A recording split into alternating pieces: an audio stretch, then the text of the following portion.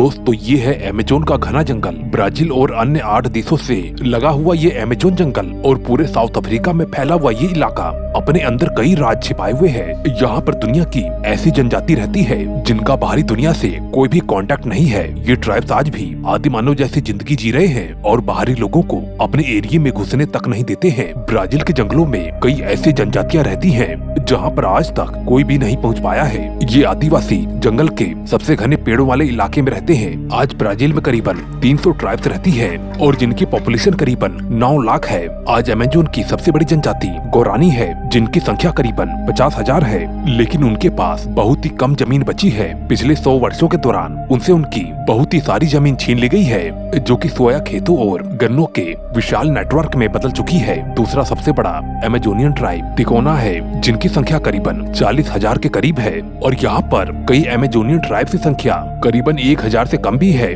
और इसके अलावा अगंसो ट्राइब्स के लोगों में करीबन 4 लोग ही बचे हैं। आप सुनकर हैरान हो जाओगे कि अमेज़न के सबसे छोटी जनजाति में सिर्फ एक आदमी है जो कि पश्चिमी अमेज़न के सोया और गन्नों के खेत के बागानों से घिरे जंगल के एक छोटे से पैच में रहता है। उसने बाहरी दुनिया से सारे संपर्क तोड़ दिए हैं। अगर कोई उसके घर पर जाता है तो वो वहाँ से भागकर कहीं छिप जाता है। ये अपने कबीले का एक अंतिम बचा हुआ इंसान, अपने ट्राइब की भाषा बोलने वाला एक अकेला ही इंसान है। एनवेना ट्राइब लाल मांस नहीं खाते, इस वजह से हर साल छोटी नदियों में लकड़ियों का ब्रिज बनाकर मछलियों को पकड़ने के लिए बहुत ही ज्यादा मशहूर है। ये जनजाति पूरे साल ही मछलियों के ऊपर ही डिपेंड रहती है। इनके अलावा कुछ अनकॉन्टेक्ट ट्राइब्स हैं जो बड़े शिकारी होते हैं, जैसे कि आवा ट्राइब। ये छोटे परिवार के समूह में रहते हैं और अगर इनके ऊपर कुछ आफत आती है तो ये तेजी से जंगल के अंदर शिफ्ट हो जाते हैं। ये मात्र कुछ ही घंटों में पेड़ों से शेल्टर बनाने में बहुत ही ज्यादा माहिर होते हैं। सभी लोगों की तरह ये भी ट्राइब्स भी अपने जंगलों के रास्ते और वहाँ पर रहने वाली जगहों का नक्शा बनाते हैं। ये आवा लोग रात में मकर डूबा पेड़ की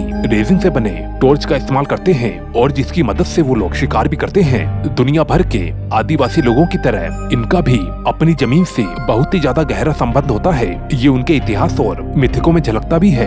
अमेज़न जंगल के ट्राइब्स में एक अनोखी परंपरा भी है। इनमें अपने इलाकों को लेकर आदिवासियों के बीच काफी घमासान लड़ाई भी होती है और अगर इस लड़ाई में कोई इंसान मारा जाता है तो फिर उनके बीवी और बच्चों को कबीले का गुलाम बना लिया जाता है। कुछ जनजातियाँ दृष्टि भ्रम के नेचुरल ड्रग्स भी लेती हैं, जो कि उन्हें आत्माओं से जुड़ने और मिलने के लिए और मदद के तौर पर बीमारियों को दूर भगाने में समर्थ रहती हैं और इनको ये सब कुछ सीखने के लिए वर्षों लग जाते हैं। जिंगो ट्राइब जो कि अलग रीजन के लिए फेमस है, ये लोग उनके मरे हुए लीडर्स को सम्मानित करने के लिए अंतिम संस्कार के समारोह के लिए बहुत ही ज्यादा प्रसिद्ध हैं, जिन्हें कोरो फेस्टिवल के नाम से दर्शाया जाता है। 500 साल पहले पहली बार जब यूरोपियंस अमेज़न रेन फॉरेस्ट में पहुंचे, उस टाइम ब्राजील में करीबन 2000 जनजातियों में 1 करोड़ से ज्यादा लोग रहते थे और बाद में बाहरी लोगों से संपर्क होने के बाद उनमें बीमारियां फैली और जिसकी वजह से करीबन 90% आदिवासियों को सफाया हो गया।